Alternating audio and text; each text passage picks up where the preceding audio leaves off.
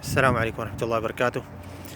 دعا کے آداب میں ایک اہم ترین ادب یہ ہے کہ اللہ تعالیٰ سے جب دعا کی جائے تو اللہ کے سامنے ہاتھ پھیلائے جائیں، اللہ کے سامنے ہاتھ اٹھائے جائیں اور ہاتھوں کو بلند کر کے اللہ تعالیٰ سے مانگا جائے۔ لیکن علماء کرام نے یہ بات ذکر کری ہے کہ ہاتھ اٹھانے کا حکم دعا کے اندر 3 حالات پر مشتمل ہے۔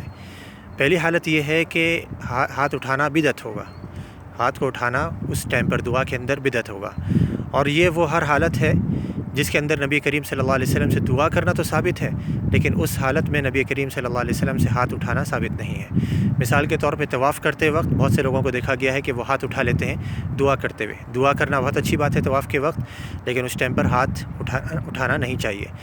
اسی طریقے سے دوسری حالت یہ بنتی ہے کہ اس ٹائم پر ہاتھ اٹھانا سنت ہے، اور وہ ہر حالت ہے جس کے اندر نبی کریم صلی اللہ علیہ وسلم سے دعا بھی ثابت ہے اور ہاتھ اٹھانا بھی ثابت ہے۔ مثال کے طور پہ جمعے کے خطبے کے اندر جب بارش کی دعا کی جائے اس وقت۔ تیسری حالت یہ ہے کہ اس ٹائم پر ہاتھ اٹھانا مستحب ہے، اور یہ وہ ہر حالت ہے جس کے اندر نبی کریم صلی اللہ علیہ وسلم سے دعا کرنا ثابت ہے، لیکن ہاتھ اٹھانے کا کوئی ذکر ملتا ہی نہیں ہے، ہاتھ اٹھانے کا اور نہ اٹھانے کا۔ تو اس ٹائم کے اندر دونوں طریقے جائز ہیں۔ واللہ اعلم۔ السلام علیکم ورحمۃ اللہ وبرکاتہ۔